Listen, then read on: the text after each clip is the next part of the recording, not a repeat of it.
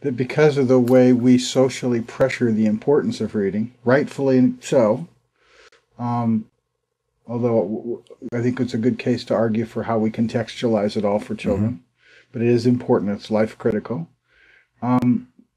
Children that don't get to a certain level of transparency, where the writing and reading processes is, second nature to speaking and listening. It's just another mode of language exchange. If they don't get to that, then not only are they not enabled to participate in that world that goes with it, they've been harmed. Definitely. Right? And when we look at the, NAEP, right, I say 64% of the 12th graders nationally in this country are below proficiency in reading. Right. 84% of African American children. Yeah, that's a pretty damning statistic. Yeah. Once you consider proficiency as being transparent, as opposed to basic, which means instrumental, I can read the instructions, but I don't want to read. That's right. And there's a huge difference between just being able to decode the text and being a more active and engaged reader. And essentially, to participate fully in most of the benefits that this culture offers, you have to reach that stage of proficiency.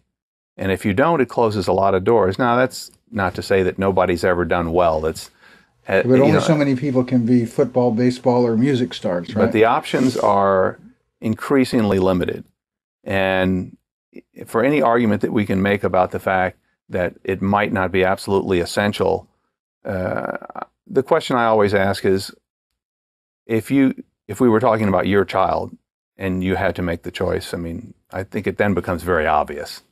Yes, I want my child to be proficient, no doubt about it. And so at the level, when we introduce that level of questioning about it, it becomes apparent, I think, if that's the way we're going to respond to that question with respect to our own child, then that's the answer.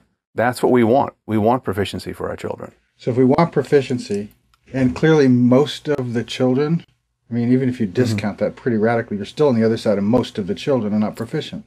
That's right. Right? Most of the children aren't proficient.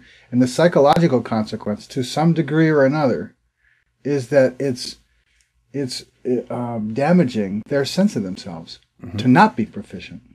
Right. So the process of teaching children to read is teaching most of our children to have a problem with themselves, to not feel good about who they are as mental beings. I think it's more than we might like to acknowledge.